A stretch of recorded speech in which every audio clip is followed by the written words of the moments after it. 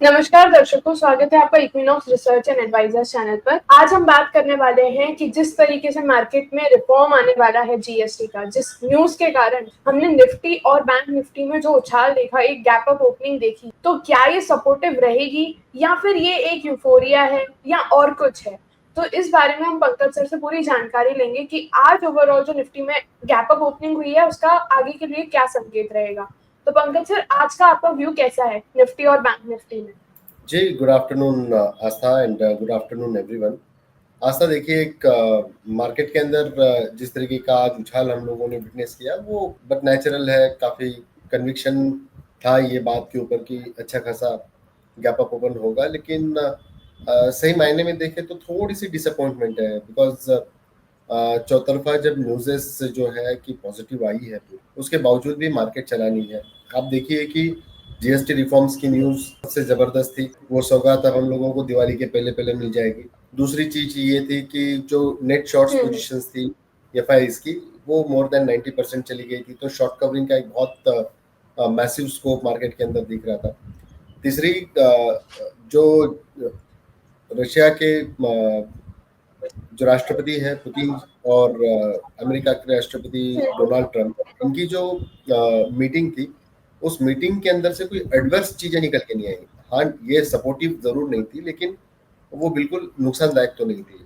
अब इन सब सिनारियों के अंदर जिस हिसाब से मार्केट के लास्ट परफॉर्मेंस हम कुछ दिनों से देखे हैं, उसको मद्देनजर रखते हैं तो लोगों के अंदर का डर अभी तक गया नहीं है कि ट्रंप अनप्रेडिक्टेबल है और कुछ भी हो सकता है।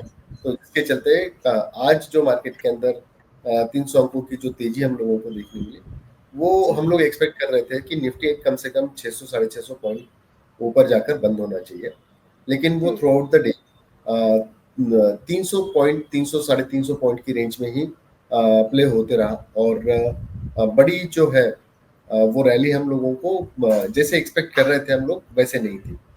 अब दो चीजें ऐसी है कि आज जीएसटी नोटिफिकेशन जो है वो 5 बजे निकल कर आएगा। वो एक चीज हम लोगों को देखने जैसी रहेगी, वो एक इम्पोर्टेंट रहेगी। और यूक्रेन के राष्ट्रपति जो है जेलेंस्की, उनकी आज ट्रम्प के साथ में जो मीटिंग है वो एक काफी इम्पोर्टेंट रहेगी, तो उसके ऊपर थोड़ा नजरें बना के रखें। अगर हम लोग देखते हैं तो जिस हिसाब से अगर मैं डायरेक्टली आप लोगों के साथ में स्क्रीन ही शेयर कर देता हूँ और निफ्टी बैंक निफ्टी की हम लोग पोजीशंस देख लेते हैं, ठीक है। आस्था, देखिए, ये निफ्टी का डेली चार्ट है।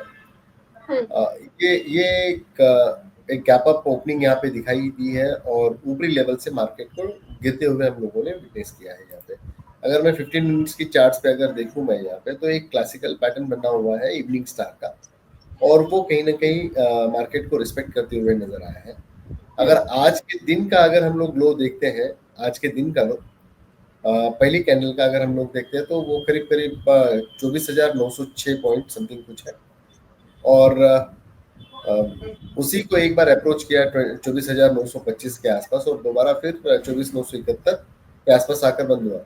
इंटरेस्टिंग चीज ये थी कि 1 घंटे के बिल्कुल बाद में ही मार्केट के अंदर कंटिन्यूअसली प्रॉफिट बुकिंग देखने मिली, बट 20 डेमा के ऊपर जो है वो निफ्टी सस्टेन करने में कामयाब रहा है यहाँ पे।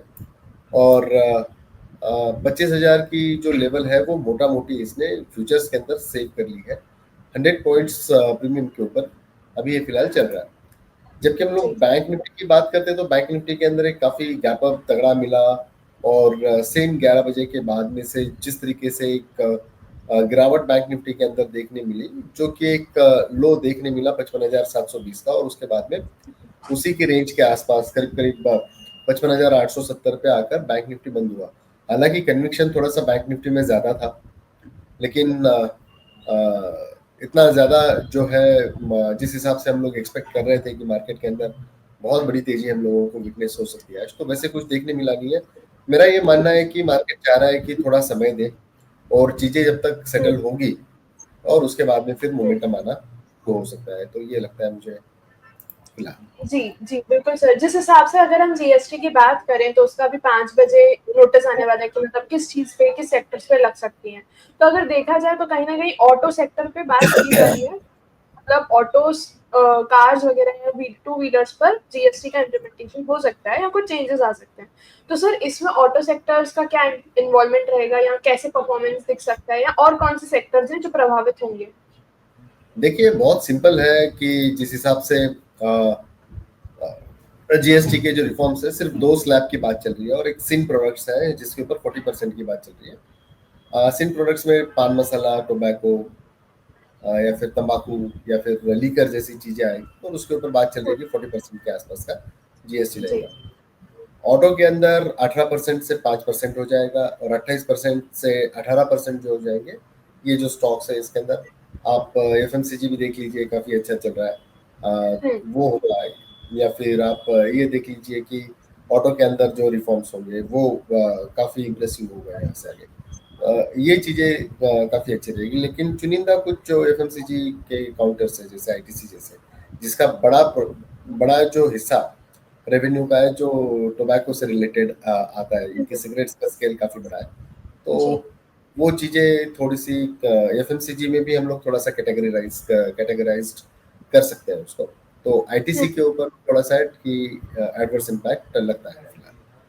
जी, बिल्कुल सर। तो जिस हिसाब से इनका इम्पैक्ट रहेगा ऑटो और हमारे इन सेक्टर्स पर, तो सर आज के आपके क्या ट्रेड्स थे? मतलब जिस हिसाब से न्यूज़ थी, तो ट्रेड्स आपने कैसे दिए? क्या आप अवेलेबल कराएँ?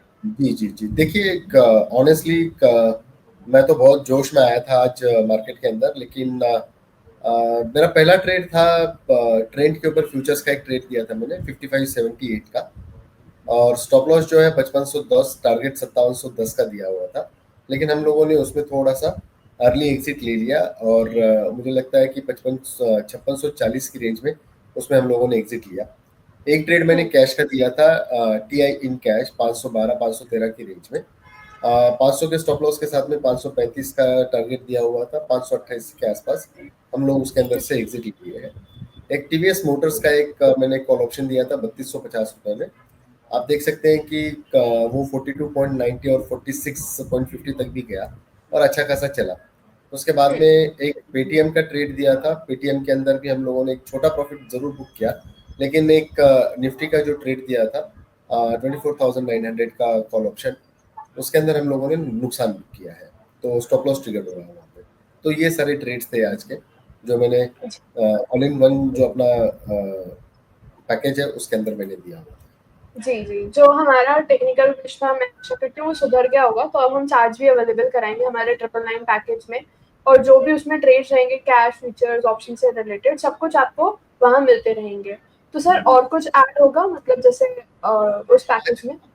आज आज हम लोगों का थोड़ा कुछ और भी डिस्कशन चल रहा है इसके ऊपर, तो पैकेज के अंदर भी काफ़ी सारी चीज़ें चेंज होकर आएगी यहाँ पे। और जहाँ तक आज के ट्रेड की बात रहेगी, मुझे लगता है कि हम लोग जीएसटी का जो नोटिफिकेशन 5 बजे के बाद में आएगा उसके ऊपर थोड़ी सी आंखें गड़ा के रखेंगे। फिलहाल मैं कोई ट्रेड नहीं देना चाहूँगा, हम लोग मॉर्निंग में एक सेशन करेंगे और उसके अंदर हम लोग कोशिश करेंगे कुछ ट्रेड देने की। जी। फिलहाल ट्रेड नहीं देना चाहिए, मुझे ऐसा मालूम होता है। जी सर। तो सर मुझे एक क्वेश्चन और पूछना था कि जिस हिसाब से मार्केट में ये न्यूज़ आई कि जीएसटी के बाद मार्केट ने गैप अप ओपनिंग दी, लेकिन वापस से हमें एक गिरावट वाला ट्रेंड दिखा। तो क्या निफ्टी सिर्फ ये न्यूज़ के कारण थोड़ा ऊपर गया और वापस अपने फॉलिंग ट्रेंड कंटिन्यू करेगा, या फिर अभी सस्टेनेबल नहीं है मार्केट? नहीं, सस्टेनेबल क्यों नहीं है, सस्टेनेबल तो है। देखिए दो चीज़ें होती है जब मार्केट एडवर्स कंडीशन में है, कंडीशंस की बात कर रहे हैं, अगर वो एडवर्स है तो और चीज़ें अच्छी चल रही है तो हम लोगों को बेस में बहुत बड़ी ताकत लगती है वहाँ पे। हुँ, सिमिलरली जब मार्केट कंडीशंस पूरी अच्छी होने के बावजूद भी अगर मार्केट के अंदर उतना यूफोरिया नहीं दिख रहा है तो कहीं ना कहीं कंसर्न्स जरूर नजर आते हैं। यूजुअली सीरियस ये वर्ड मैं यूज करता हूँ कि सीरियस कंसर्न्स नजर में आते हैं, लेकिन मैं आज ये शब्द का इस्तेमाल नहीं करूंगा। कोई सीरियस कंसर्न नजर नहीं आ रहा है, बट एक कहीं ना कहीं डरा हुआ क्लास है यहाँ पे।